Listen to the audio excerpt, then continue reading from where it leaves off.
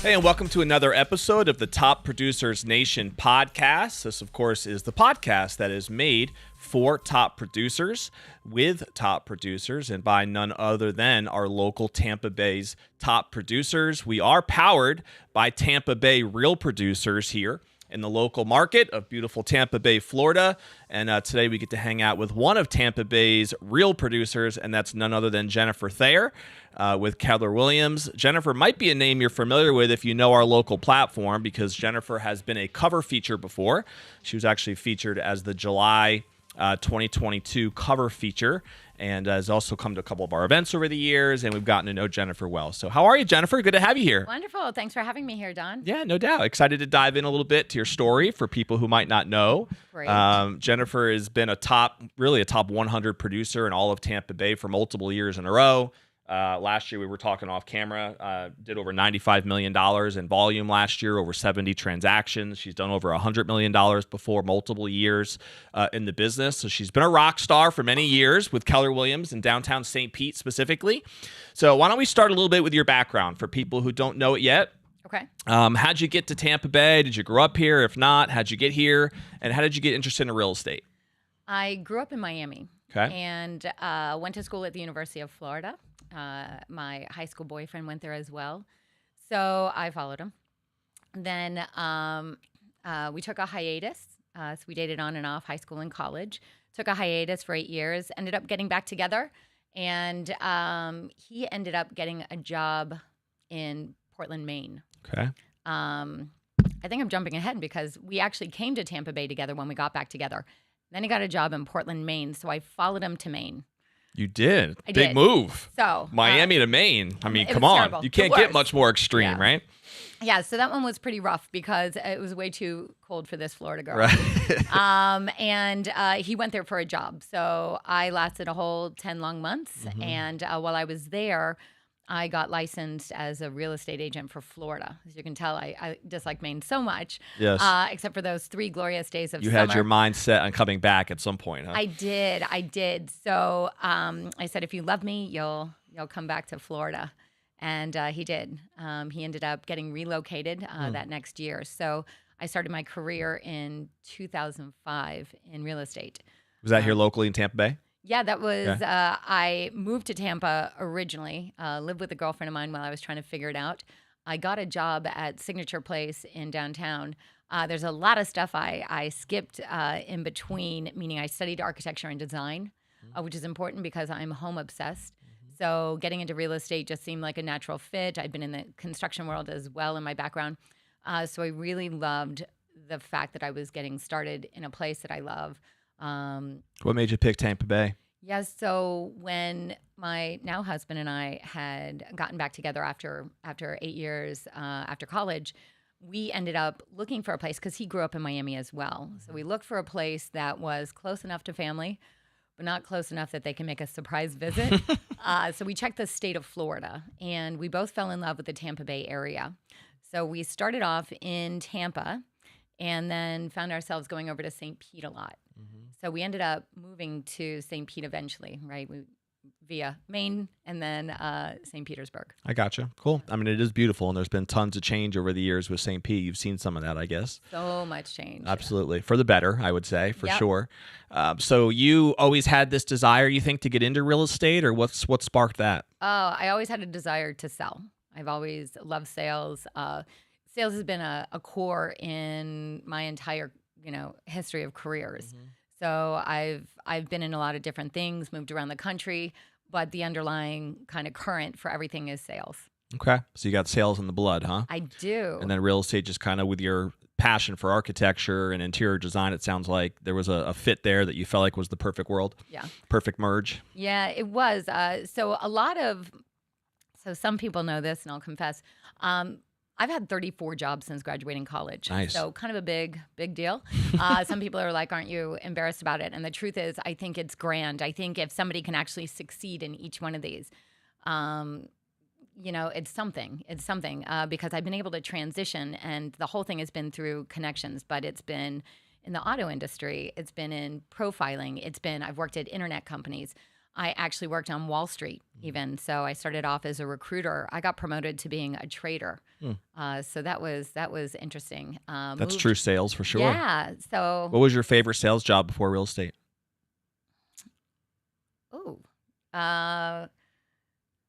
So I worked designing yachts. I wouldn't call that sales necessarily, but that was a seriously fun job. I worked for a nutrition company in outside sales, and that probably taught me the most. The one thing I loved about it is I traveled to teach doctors a program to help reverse chronic illness through supplementation, right? Preventative So you believed medicine. in the cause. I do. Yeah. I think it's important to be healthy, mentally, physically healthy. Sure. Makes sense. Yeah. But real estate sounds like has been the longest one that you stuck with, huh? It is. I started in 2005 is when I got licensed. Yep. And I was in it until the crash, right? So by 2008 is when I started working at Metagenics in nutrition. Okay. Quickly got promoted from being just an outside sales rep to being a national sales trainer, just by finding passion in one portion of that sales led me into a promotion. Interesting. And when did you come back to real estate then? So I was, oh gosh, it's a long story. I ended up, because I was traveling so much, I really wanted to be home more. We had just gotten married, so it was new. I'm married when I was 37. So I really wanted to stay kind of locally and got a job locally. Didn't think I'd go back into the real estate market because, quite honestly, when it downturned, it crushed me. I was devastated that I could literally work as hard as I did trying to promote St. Petersburg and Tampa Bay and got nothing accomplished, right? No pay, nothing. So it was a really tough time. So that's when I went into outside sales, worked at one company and got a call from Developer Services over with Smith & Associates. And they asked if I wanted to work at One St. Petersburg. And so that was your hook to get back in. That was. So I didn't take it initially. How did they know about you? Oh, because I worked, that's where I started my career. Oh, okay. Was in condo sales. So okay. When I got it, so I was living in Maine, and the job that I got was when I called a developer I knew in Tampa, and he recommended that I call Smith & Associates because they have this big project coming up. And that big project was Signature Place, which kicked off in 2005, completed by 2009. So that was a really tough sector of the market, right? So those 4 years went from a very high to a very low within that period. So because of that, I went out, got into outside sales, and then eventually came back because of the success that was happening at One St. Petersburg. I was local and decided, let's just at least have the conversation. And I met with the developers for one and agreed to work with them. So that's, correct me if I'm wrong, but that's been a focus of yours really in real estate. Maybe that's pivoted a little bit now today, but you've kind of worked with multiple different buildings, right? In downtown St. Pete. And that has changed now, right? Is that your focus anymore? Well, so I worked at Signature Place. Yeah. So as an on-site agent. Yep. So that's really your kind of entry-level job for real estate is you work really hard. You're there almost like a desk job. Yep. And what it does is it teaches you the downtown, right? You have to know your property, you have to know all the other properties because you're selling against them. So it really gives you an education that you wouldn't expect otherwise. And you're doing contracts in and out. So the advantage I had over most agents was that I literally researched day and night the downtown. Yeah. So then and you're not out having to like hunt for leads. They're just coming to you basically, right? Right. Which is, I bring it up because there's a lot of agents who don't start that way, right? Who start kind of in this mode of almost this hunting mode of trying to figure out how they're going to get their first deal. Yep. Right. And try to get things moving.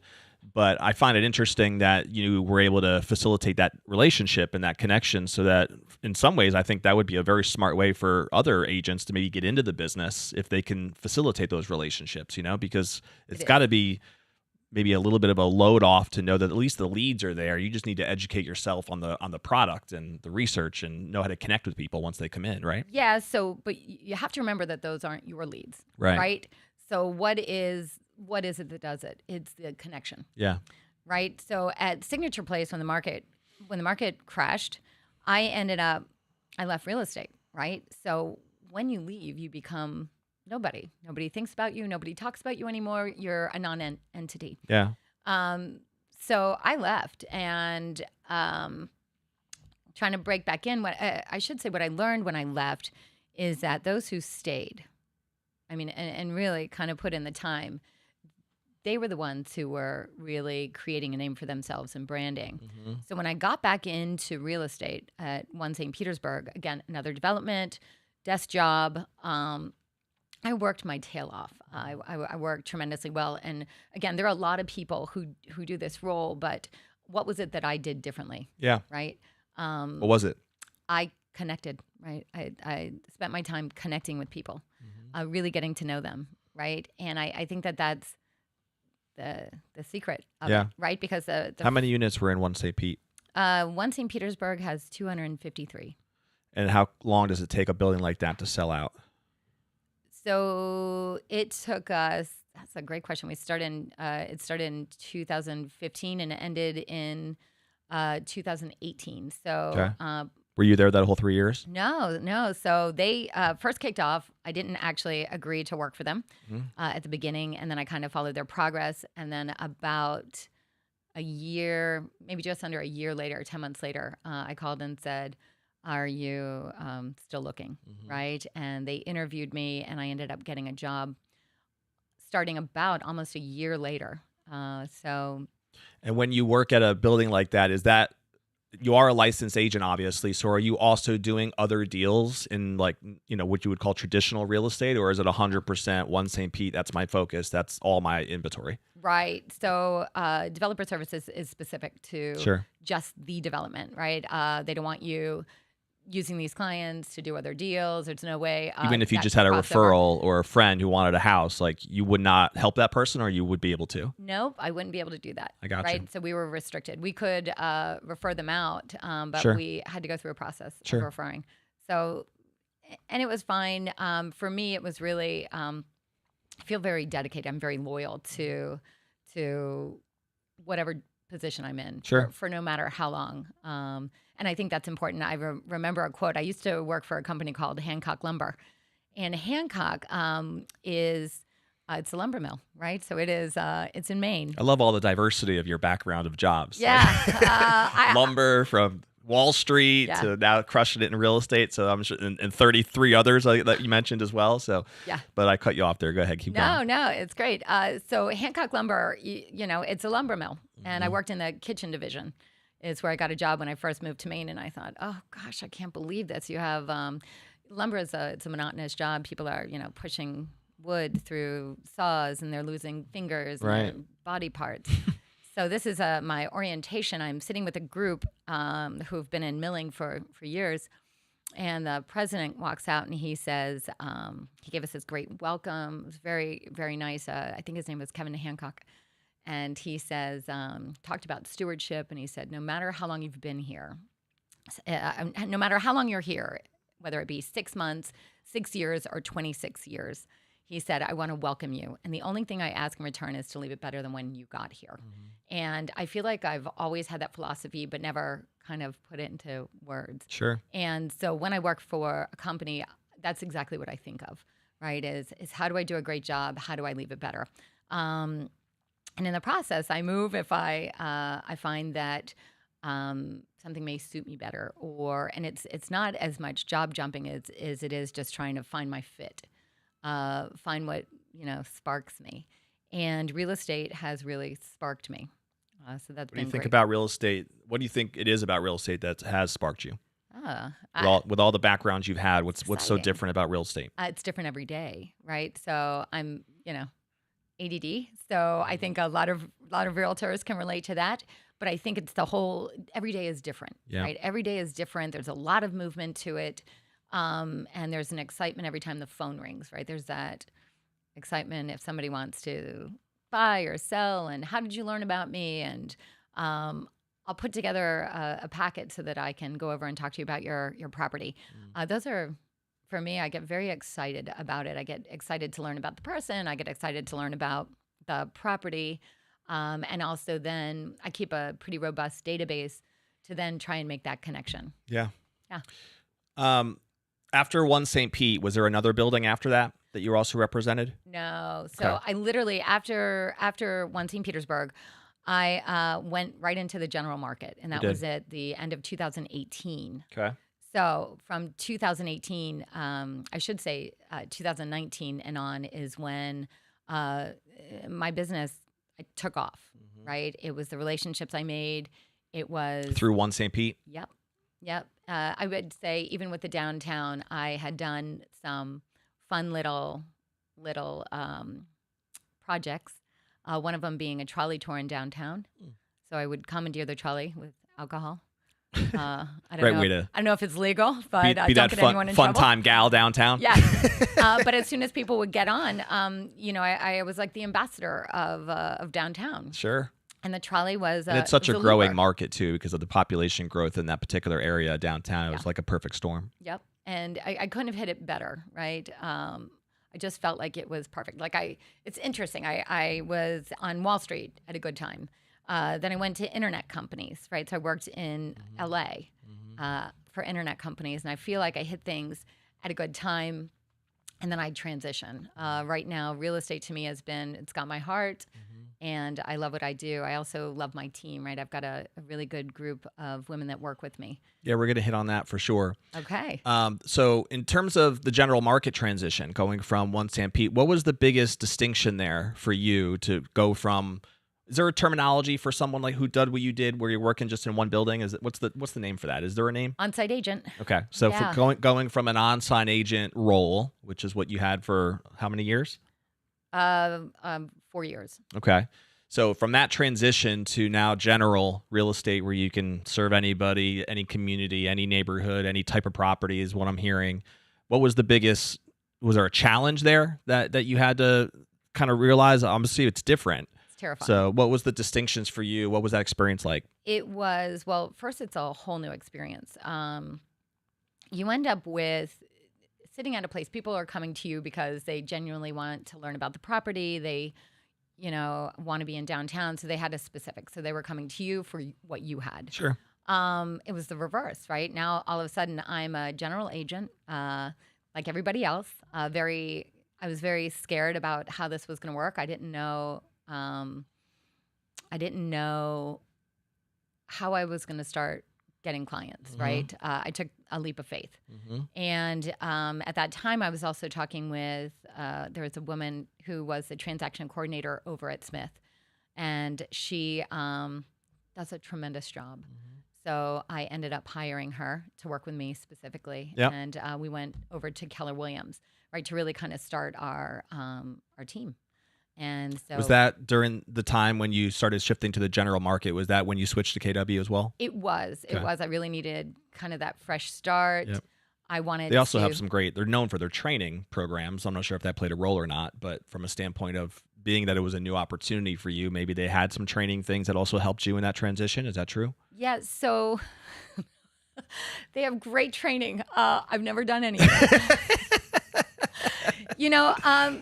So I come from a corporate background. So right. I've got a lot of corporate lessons and, you get taught different things. So Sure. I've taken spin selling classes. Dale Carnegie. And the third one I took was Sandler Sales. And so with those, I kind of developed my own style. Sure. Which doesn't translate because I remember I was asked to speak at a Keller Williams event. And I said, oh, yeah, I'd love to. This sounds great.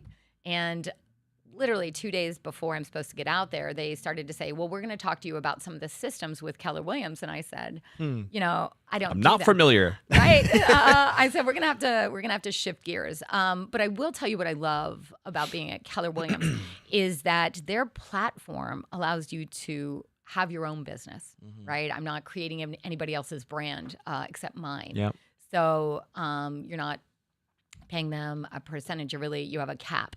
And so I was able to develop my own business, right? My own story, and I love that. Yeah. They have an exceptional broker. His name is Murray Williams, Okay. and so he's really been. He's the downtown St. Pete.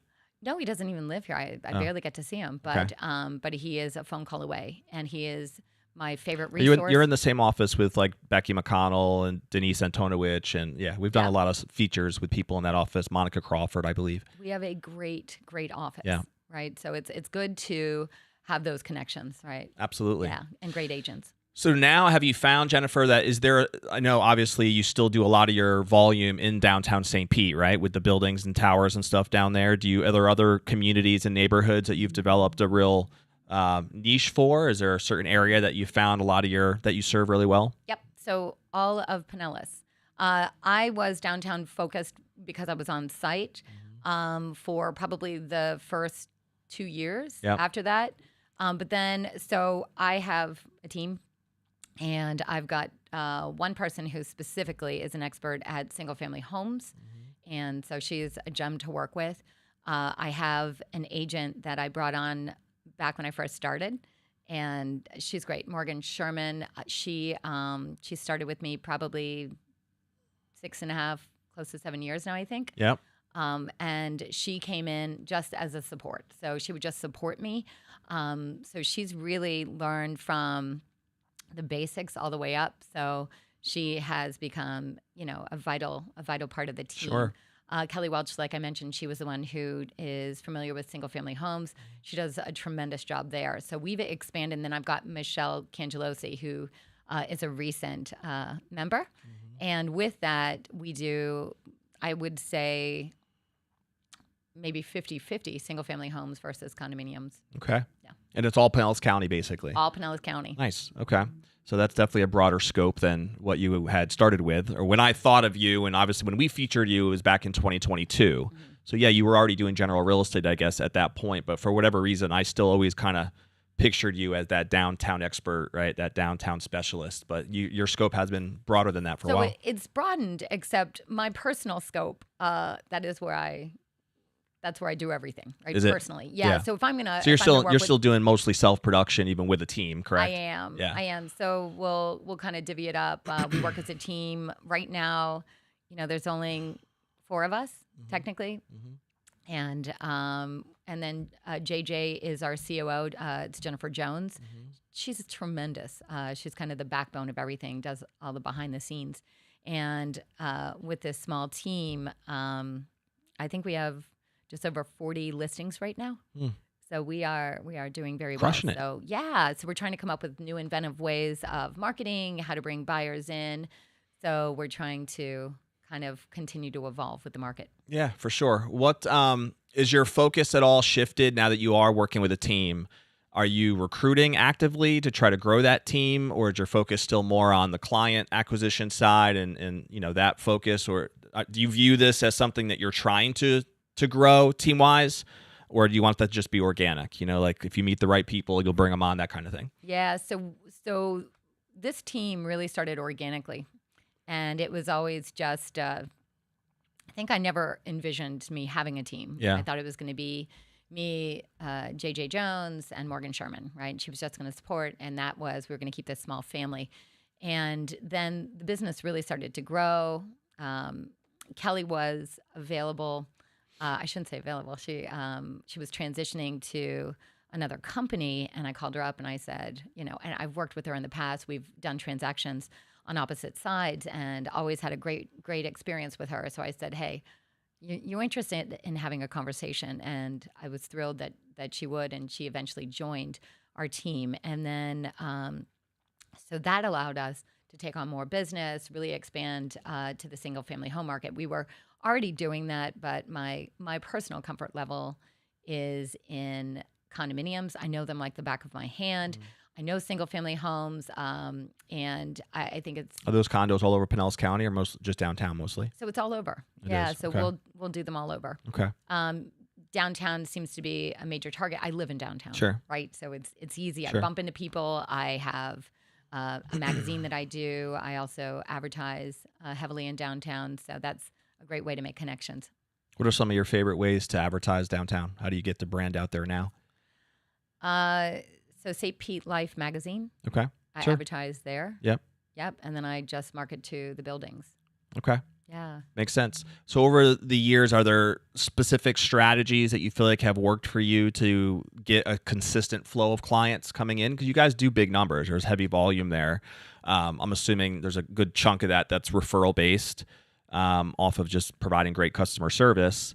Is that still where most of your business is coming from, or do you find that you have other vehicles that are working for you guys? Yeah. So about 90% is referral based. Okay. Still, I mean, we only, again, this team happened organically. We just grew. So Michelle's been with me maybe 5 months, 6 Okay. months, and so that's been a great addition. But I don't know if there's anything more than I just make connections, right? I literally will talk to everybody I meet with or see on the streets. I haven't been really advertising. We only just kicked off our website, so jenniferthayergroup.com, because we only just became a group. I literally had to change all the marketing. I'm in the process of redoing my business cards. You are now a group. We are now a group. We had to figure that out too, so that took some effort. There we go. But only a few weeks ago did I get a website because it was all word of mouth. Yeah. What is there a particular type of client that you find that you guys serve really well, or that you have specialized in any way? Is it just kind of more general public, or what's worked for you? General public. It is. Okay. So Yeah. no matter what the needs might be, that's where the consultant side comes in, right? It is. Yeah. I think the hardest part is saying no to somebody. They find out you're doing great business. They want to work with you. So it's hard to say no when it may not be in the right area. I might have to drive 45 minutes away. One of the things we do that I think is important is we don't put lock boxes on our homes, right? I know a lot of people do because they want to be able to continue to manage more properties and get them, get more business that way. And I have always been under the feeling or belief that you have to give people your best, and you can't give them your best if somebody else can just walk in and give the presentation for you. Yeah, that's interesting. I wonder how common that is, because I don't think most agents do that, do they? No, Yeah. I get a lot of pushback when I tell people that's Yeah, I'm sure. kind of the sauce for me, the secret sauce. There you go. You just is spilled Be it. present. Yeah. You really need to be, because how are you going to learn what these buyers are looking for? And if you find out they're looking for something that maybe the agent didn't notice as part of this house or could be part of this house, you can explain it. Maybe they have a comment about something, or they don't know that something is going to either be improved or has been improved. Those are the things you need to point out. So Yeah. I think it's important that people really get to know the house, get to know the neighborhood. So there's a lot of discussion that really should take place in a home. And if an agent is working with a buyer, you have to consider that they're probably showing 10, 20, 30 homes over the course of the time they're working at them. I can guarantee you they don't know the home. Yeah. So who should know the home? That would be the listing agent. The listing agent, Right. right? So if you're the listing agent, you better know your stuff. Yeah. Yeah. No, it's a great point. Do you work a lot with buyers still as well? Of course. Right. So it's pretty balanced for you? It is. Yeah. Very cool. I appreciate you sharing that, because that's definitely a unique tip that I don't think a lot of people think about, or maybe they don't have the patience to do or want to see through, but I can see the value in it for sure. It makes a lot of sense. What is there any exciting things that you get fired up about for the rest of this year moving forward, whether that maybe projects in St. Pete or other areas, or just where does your vision take you now about something that kind of gets you excited? Right now, I'm really just focusing on the team, getting our team more structured, making sure that we are kind of keeping up with everything, right? Moving with the times, looking at some things in AI. So that part's exciting, because there's a lot out there with that. That's ever evolving. It is, and I'm doing a little more speaking. It's one of the reasons Look at why I you. came here. Look at you. Yeah. All this hard work's paying off. I mean, look at you crushing a podcast. And what are you speaking at next? Mahaffey Theater. Yep. The Hometown Titans are putting on an event at the Mahaffey Theater April 10th, so I'm plugging this. There for we me. go. I was totally waiting for Grant. Yeah. 10X, the big stage. It's coming. It's It coming. is. Yeah. It is. And it's. So you're speaking at that event? I am. Nice. What are you talking about yet? Do you know? I think they want to know what the secret sauce is. Everyone does. And I don't. Not putting lock boxes on your houses? Right. I think I'm going to talk about that. So I will be just speaking from the heart on exactly how I feel like I got where I'm at today. Yeah. Very cool. Is it all just agents or are there speakers as well? Yeah, so there's going to be, it's a whole day event. Yep.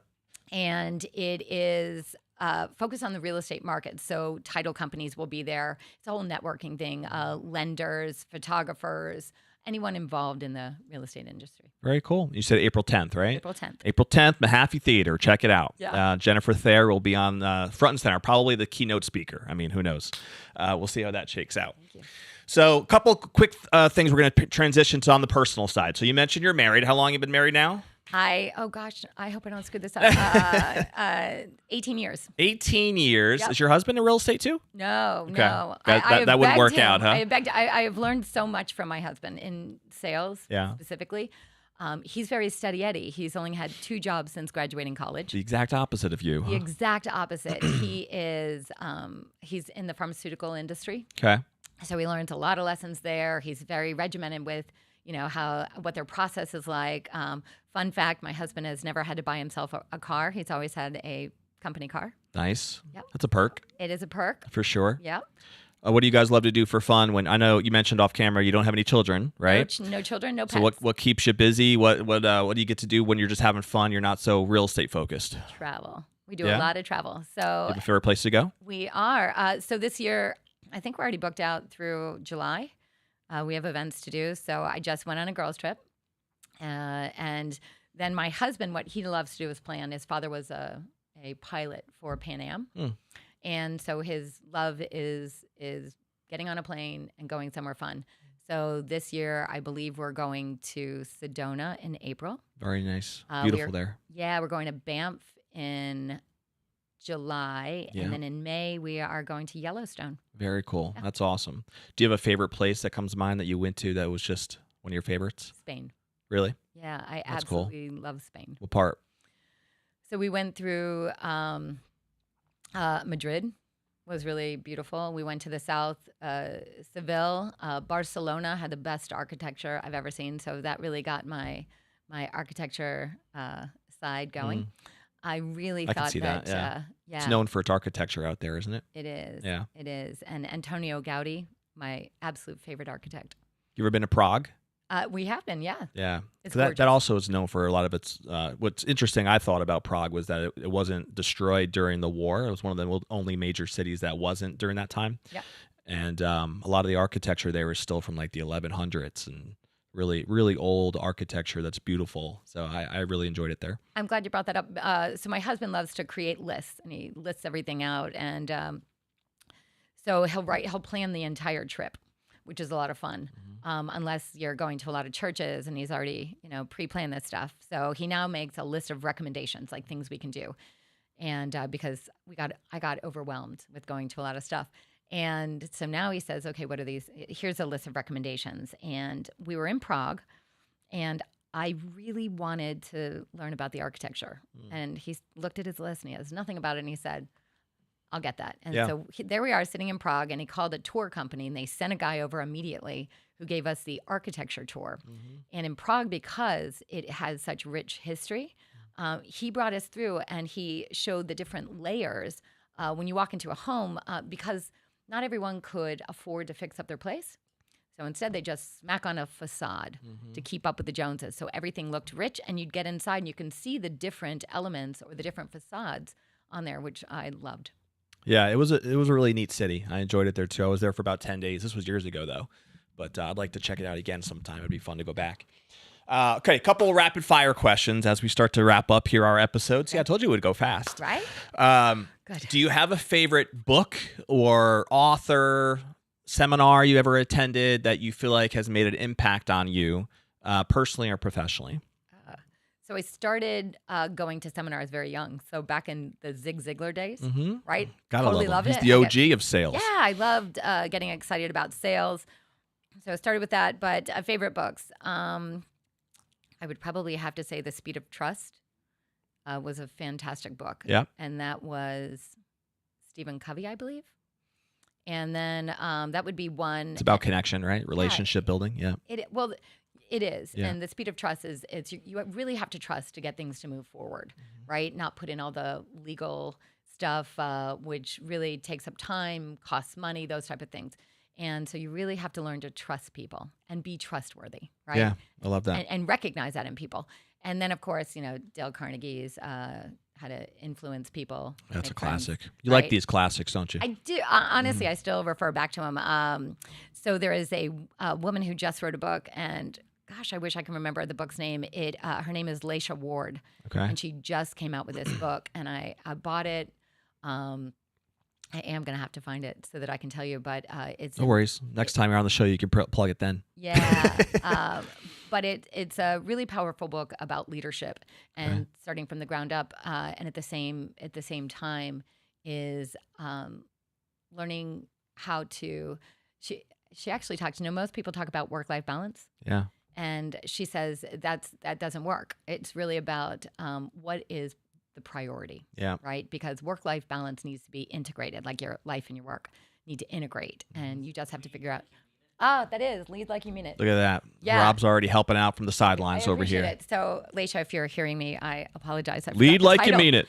Yeah, but brilliant book. But I like that concept. Author. It does make sense. It's like work-life balance. It's about focusing on the thing that's a priority at that time. Yep. Right. And then doing it to the best of your ability so you can then, if needed to, pivot and focus on another priority. But it's really about, if you try to focus on too many things, they all just kind of, none of them's done well. Right. And she's very purpose-driven, right? So I like the idea of being purpose-driven, giving back, and being real. Very cool.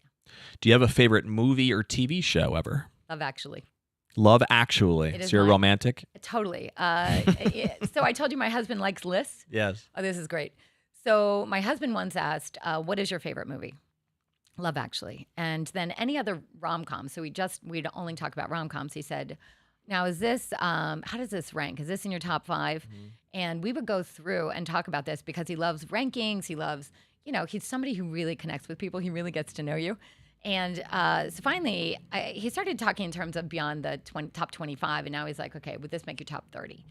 So one day I was walking by his computer, and I saw a list of my top 30. Mm. And I said, sweetie, why do you have all of my movies written in a list? And he said, because it's something that you really love, and if anything were to ever happen to you, I would want people to know something about you that was special. Oh. So, yeah, really sweet. But I said, so you're writing He's my making eulogy? all those husbands look bad. Right? So, yeah, there's my eulogy. In case anyone goes to my funeral, you'll know my top 30. What's his name? John Thayer. Shout out to John. That's pretty good, John. Oh, he's the best. Good stuff. Good stuff. Yeah, good I'm stuff. lucky. Your travel companion and life partner right there, right? Absolutely. God bless. All right. John, now I have to work harder. I know, John, you put a lot of pressure on me, John. A lot of pressure on me now. Hopefully my wife's not watching this episode right now, but that's cool. All right, I'm going to wrap up with this question, which is what I call our legacy question. So the thought process is, hopefully many, many years from now, one day when you're sitting on that rocking chair and you're thinking back to what you would want to be most remembered for, what legacy you think would be most important, right, to you, whether that's personally or professional. What are some thoughts that come to mind that you think would be most important for you? I would really like people to remember that I cared, right? I care about the city. I care about the people. I care. And I think that's important to me.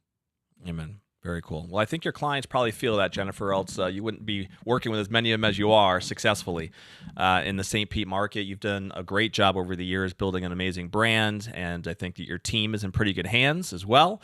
So shout out to you guys. I think you guys have a great person that you're working with here in Jennifer, so it's been an honor to have you on the show. Look forward to having you back hopefully sometime and going from there. And so we're going to end the episode the way we always do, which is a challenge to the audience. So if you're watching on the live stream, whether it's on Facebook or YouTube, or you're listening on any of the 15 plus podcast platforms that this goes on. By the way, if you don't subscribe, just click the little button below. That way you will be notified every time we drop a new episode, which we do weekly with our podcast here. But what's one thing that you can take from our conversation today with Jennifer that can help propel you forward personally or professionally? Maybe you're a newer agent out there and you're still trying to find your way and you kind of liked the path that Jennifer told today. Maybe there's even like an opportunity to make a relationship happen with a local builder, local tower, local connection like that really opened up some doors in Jennifer's story anyway, that maybe that's a path for you if that's something you can see yourself being excited about. Or maybe you just want to pick Jennifer's brain about some other aspect of downtown St. Pete or how she's been organically growing the team. And if somebody does want to reach out to you, by the way, what's the best way for them to reach you, Jennifer? Call my cell phone, 727-729-2699. Very cool. We'll put that in the description as well. But take action today. What's one good thing you can do? Maybe it's as simple as a book recommendation that Jennifer threw out there that you want to try to pick up as well. Maybe you even want to steal her idea of not having the lock boxes. Who knows? Maybe that's the tip. But do something, right? Take action so that the time you invested was worth it. We of course will see you on the next episode of the Top Producers Nation podcast. And if you don't already check us out at topproducersnation.com, you can join our free community there where we share resources to help you as an agent become a top producer in your desired market. We have courses and coaching and ongoing weekly calls, which we run every Tuesday at 12 o'clock to help you learn from the best practices from the top producers across the nation. So we'll see you there and on the next episode. Later. Hey, real estate agent, stop scrolling.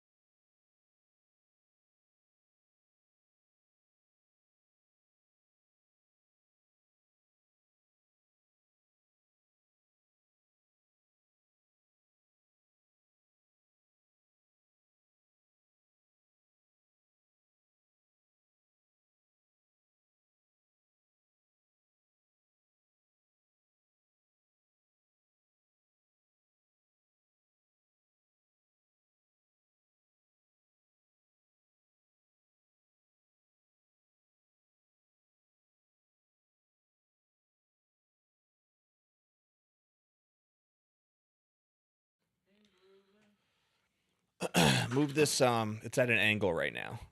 Yeah. You want to move it a little closer and more this way.